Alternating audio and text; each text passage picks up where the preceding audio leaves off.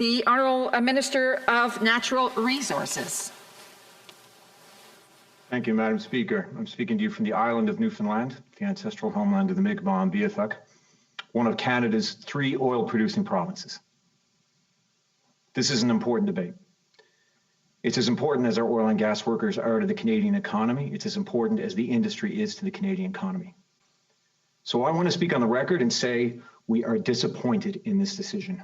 We are not happy with this news. There are thousands of workers and their families that will be impacted by this. This is our biggest industry. It is our #1 export. We are the 4th largest producers of oil and gas in the world, and we are good at it. This isn't just an Alberta issue or a Saskatchewan issue. This is a Canadian issue. The United States is the single largest customer of Canada's biggest export. We have over $100 billion in cross-border energy trade with them. And we are their biggest supplier. 23% of crude consumed in the US comes from Canada. We contribute to American energy security and economic competitiveness, and that supports thousands of jobs on both sides of the border. The US will still need Canadian heavy crude. That doesn't change with President Biden's decision.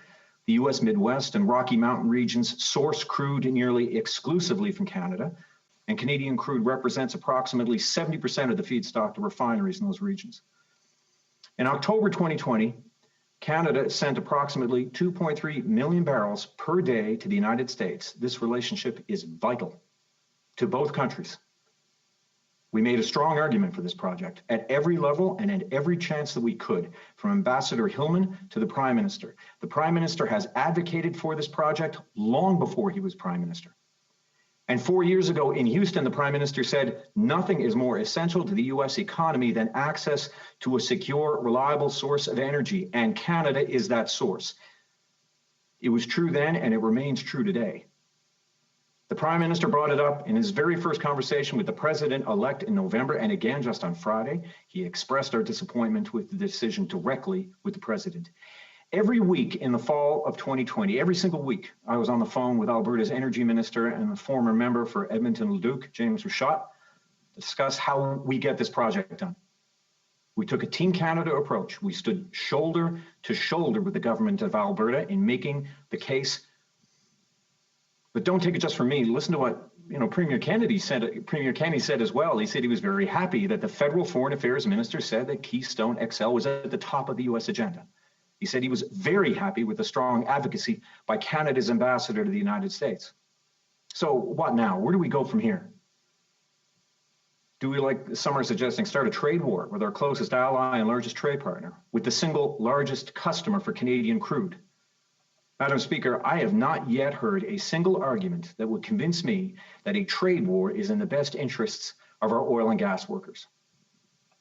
We have a responsibility to Albertans to safeguard our relationship with the single largest customer for Canadian crude. There is a difference between illegal tariffs on existing products and the cancellation of a permit for a project that is not yet operational. We will not jeopardize the more than $100 billion in energy products that we export to the United States every year. We got this relationship right with an unpredictable presidential administration for the past 4 years. We will get it right with the predictable one for the next 4 years, to the benefit of workers in Alberta, Saskatchewan, and right across Canada. And we won't take any lessons from the Conservatives on this, who can share nothing but a legacy of failure from 2006 until 2015, nearly a decade, failure to safeguard our most important trading relationship, failure to get major projects built, failure to even have a strategy. All they did was throw public insults, negotiate in the media, and do nothing to support the thousands of energy workers in this country, except beat their chests. They may not agree. It's true. You can hear it from the former progressive Conservative Prime Minister of Canada, Joe Clark, who I quote saying, "One of the real problems that I think linger over Keystone XL is before the pipeline question arose, the Harper government deliberately went out of its way to be seen as an adversary of environmentalists. Their record of inaction, their record of open hostility on the environment helped doom this project."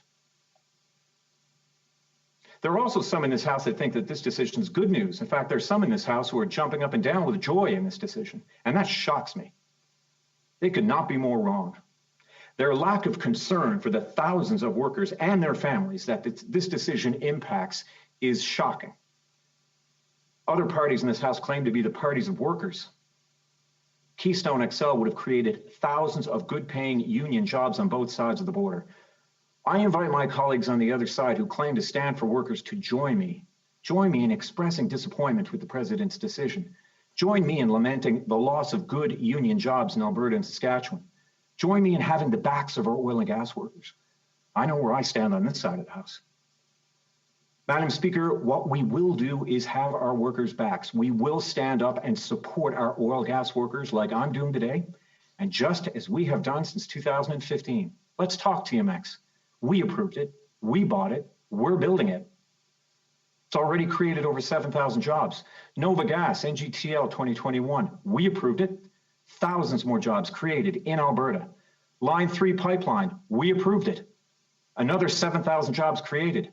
$1.7 billion to Alberta, Saskatchewan, and BC to clean up abandoned and inactive wells, reducing emissions, keeping oil and gas workers on the job. $320 million to support workers and lower emissions in the Newfoundland offshore. Every step of the way, we are laser focused on jobs, on workers. And in the toughest of times, when the sector was hit with a double whammy of a global price war and a global pandemic, we had their backs with the wage subsidy. That single measure kept more than 500,000 workers in their jobs during a pandemic in Alberta alone. In Saskatchewan, it was 32,000. Madam Speaker, these are men and women who found a way to get oil out of sand. That is a remarkable thing. We need that same ingenuity, that same hard work and determination that our oil and gas workers show every day in our mission to lower emissions, to maintain a growing and prosperous economy in this country that leaves no one behind. I'm proud of those workers, Madam Speaker. We need them now more than ever.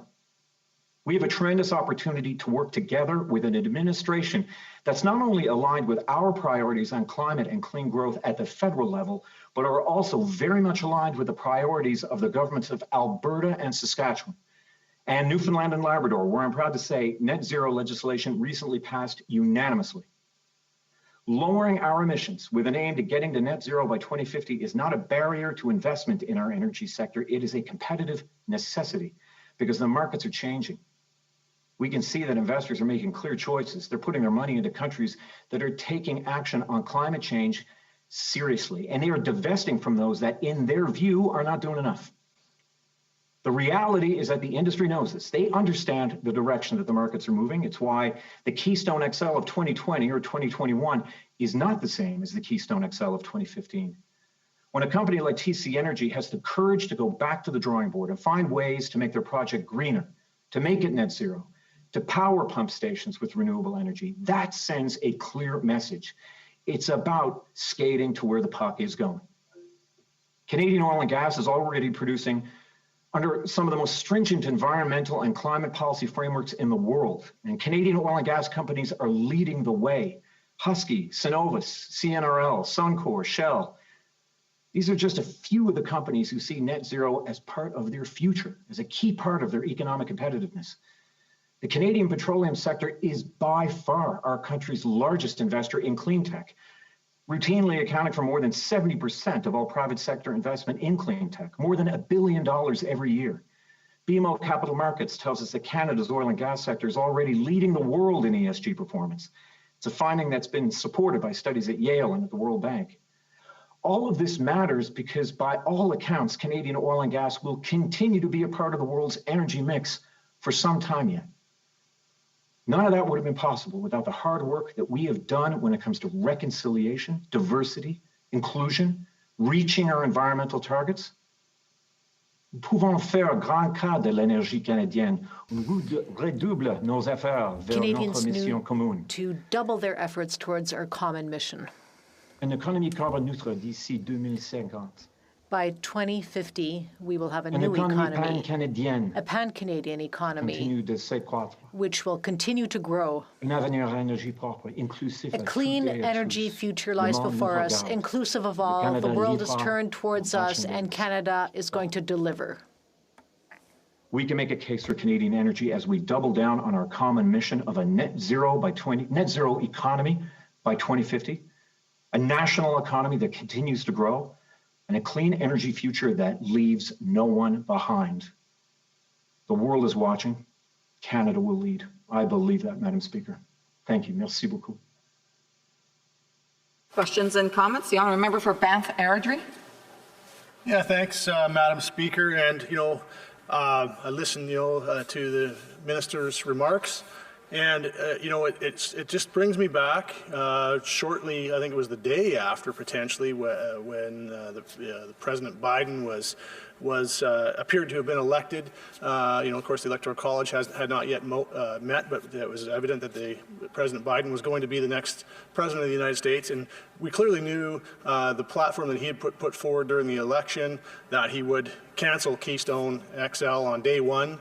And so we brought forward a request for an emergency debate at that time, and it was rejected. And now, of course, move forward to today, it was accepted.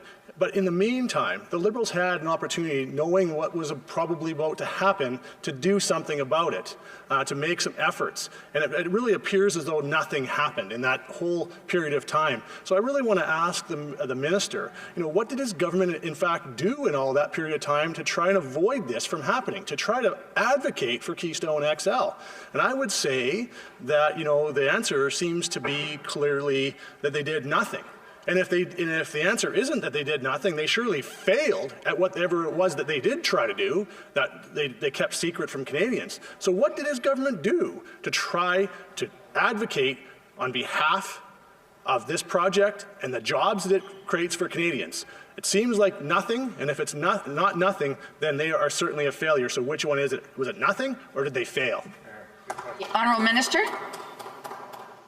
Madam Speaker, I'm not sure if the honourable member heard me. We worked hand in glove with the government of Alberta. Hand in glove. We worked with Minister Savage, who's the Energy Minister for Alberta. The Alberta government special representative in Washington, James Rashad, former member of this House, worked hand in glove with our ambassador on the ground. We left no stone unturned. We did the best to make what we thought was an excellent argument. Keystone XL was a good project. Proud to have represented it. TC Energy made every effort to change this project fundamentally. As the Prime Minister said to us, the Keystone project of 2015 is very different than the Keystone project of 2020, 2021.